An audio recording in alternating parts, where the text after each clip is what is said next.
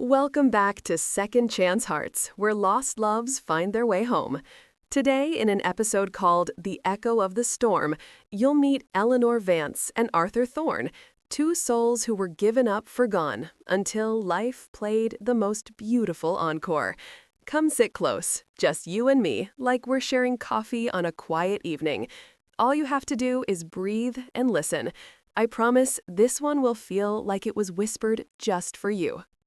The late autumn wind, sharp and insistent, whipped through Washington Square Park, tugging at Eleanor Vance's meticulously tied auburn hair. At 40, Eleanor carried herself with a quiet elegance, a testament to years spent navigating the precise angles of architectural blueprints and the even more labyrinthine paths of a heart once shattered. She sat on a worn wooden bench near the fountain, its ceaseless spray a soothing counterpoint to the restless anxieties that often hummed beneath her composed exterior. Her fingers, long and slender, absently twisted a silver ring on her left hand, a habit born of contemplation and a deep-seated need for control. She averted her gaze, tracing the etched graffiti on the bench, a small, almost imperceptible tremor running through her hand. A storm had been brewing all morning, the sky overhead a bruised purple gray, threatening to crack open at any moment. She had sought refuge here, amidst the rustling leaves and the distant strains of a street musician's saxophone, hoping the raw energy of the city could absorb some of her own quiet turmoil. In her lap lay a sketchbook, its pages filled not with building designs, but with charcoal renditions of the park's iconic arch, each line imbued with a wistful longing for something undefined. She often came here, a ritualistic escape from the sterile perfection of her Upper East Side apartment and the demanding symmetry of her professional life. A sudden, violent gust of wind tore through the park, snatching a loose sheet of her paper, a half-finished sketch of the Washington Square Arch, from the book. It pirouetted wildly in the air, a white flag against the darkening sky, before landing several feet away, near the feet of a man who had just settled on an adjacent bench, partially hidden by a grand old oak. Arthur Thorne, 47, had been watching Eleanor from a distance for a few minutes, drawn to the quiet intensity in her posture, the way the light caught the auburn strands escaping her bun. His own salt and pepper hair, though neatly trimmed, seemed perpetually windswept, a testament to a life spent chasing stories and light through the lens of a camera. A slight furrow, a permanent fixture between his intense blue eyes, hinted at past trials, but when he noticed the paper, a gentle smile softened his features.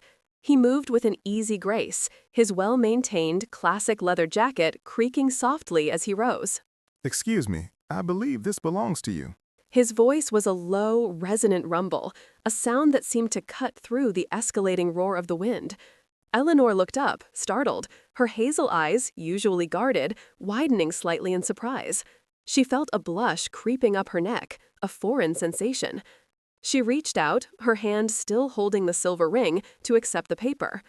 As their fingers brushed, a jolt, subtle yet undeniable, passed between them.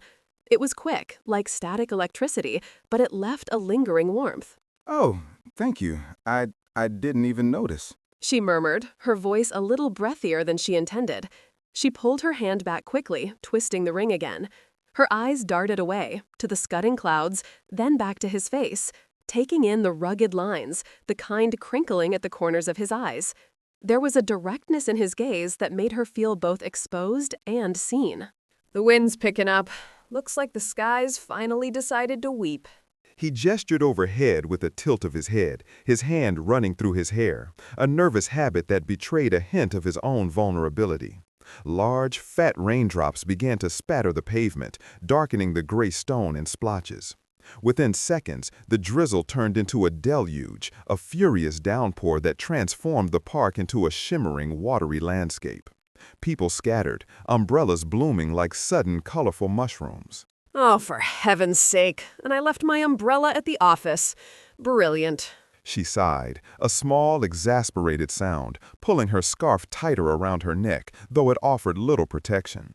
The water instantly plastered her sleek jacket to her shoulders. "Here." He reached into his canvas bag, pulling out a large, dark umbrella.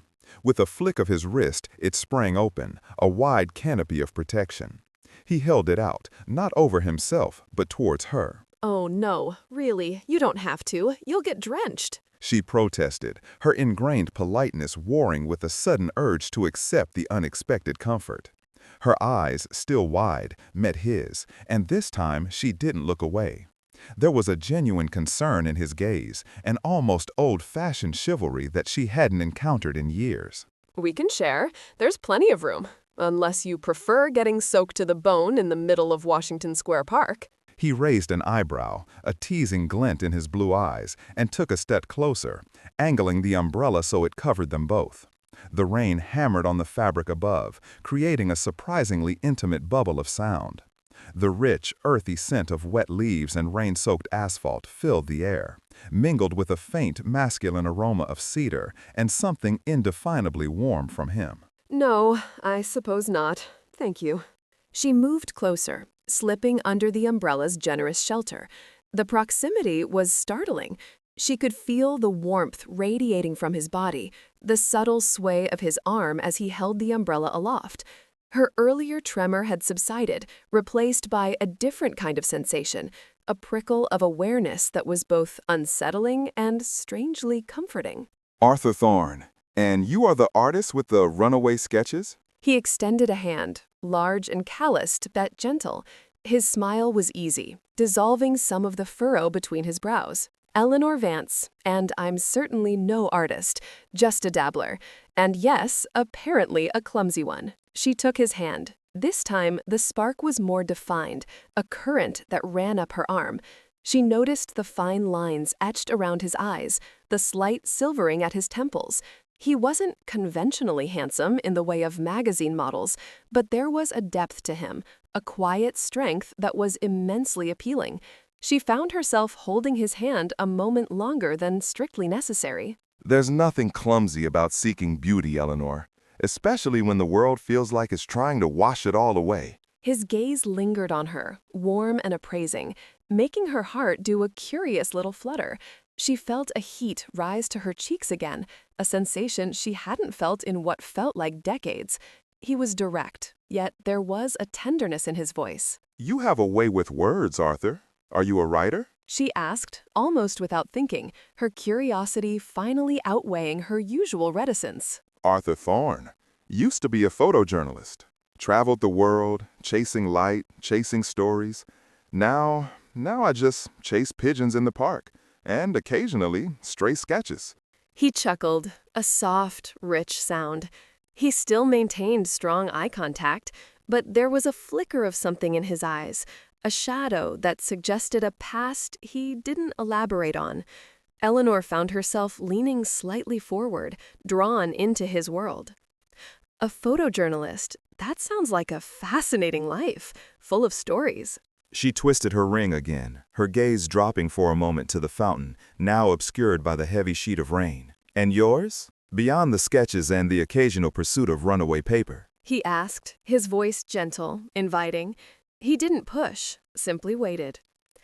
I'm an architect. I design buildings, mostly corporate, sometimes residential, all straight lines and precise angles, very different from your world of light and shadow. She twisted her ring again, her gaze dropping for a moment to the fountain, now obscured by the heavy sheet of rain. And yours, beyond the sketches and the occasional pursuit of runaway paper? He asked, his voice gentle, inviting.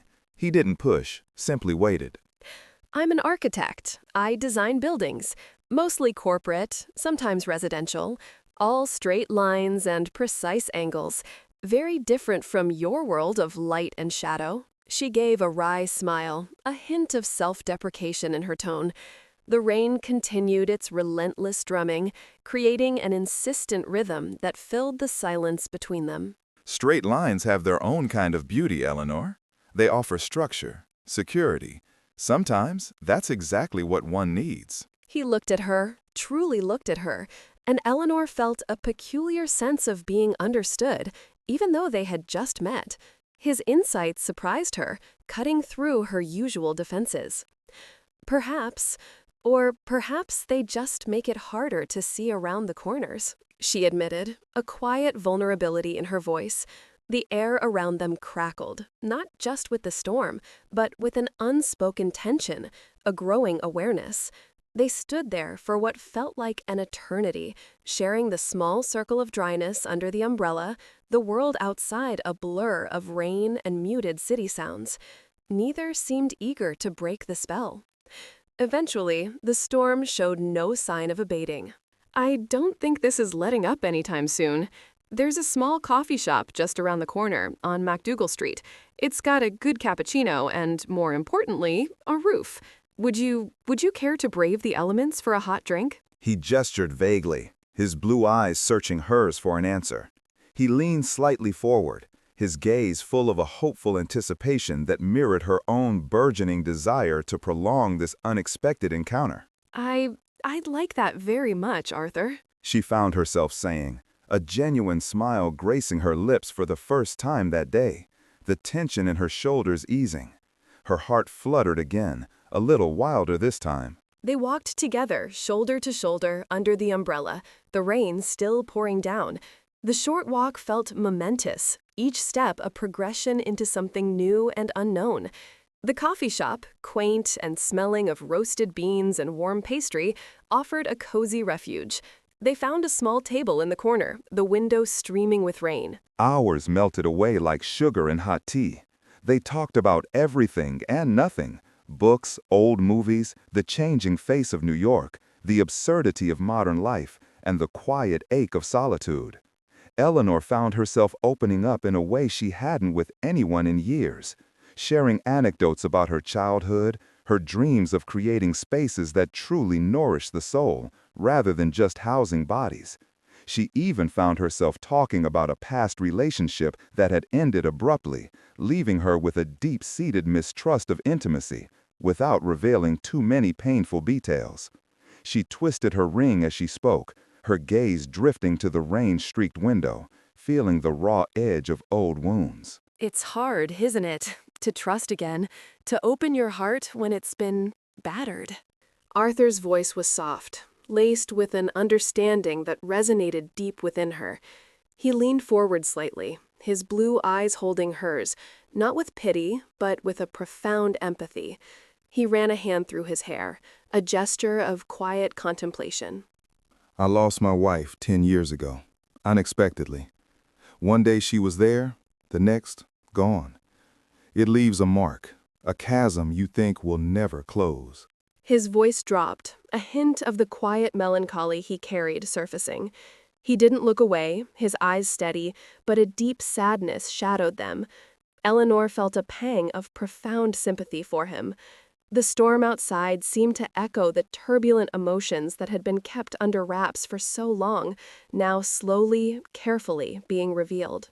Oh, Arthur, I'm so sorry. That's an unbearable loss. Her hand instinctively reached across the table, covering his for a fleeting moment. His skin was warm, comforting.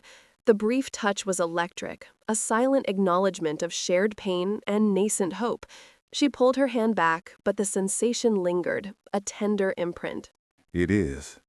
But life has a funny way of nudging you forward, doesn't it? Even when you'd rather stand still, caught in the past. He offered a small, sad smile. The conversation deepened, moving from shared pasts to tentative hopes. The storm outside intensified for a brief period, the wind howling, rattling the windows, mimicking the emotional intensity brewing between them. Eleanor, usually so composed, felt her carefully constructed walls begin to crumble. She wanted to believe, but the fear of being hurt again, of inviting another storm into her carefully ordered life, was a formidable adversary. I don't know if I have the courage for it again, Arthur. To truly invest, to truly hope. What if it all just falls apart? Her voice was barely a whisper, laden with years of unspoken fear. She twisted her ring, her eyes searching his, seeking reassurance she wasn't sure he could give. This was her deepest vulnerability, laid bare. And what if it doesn't? What if it's Everything you've been hoping for. He leaned closer, his voice low and earnest, his gaze unwavering. There was a raw honesty in his eyes, a mirroring of her own yearning. He reached across the table slowly, his hand gently covering hers, still adorned with the silver ring.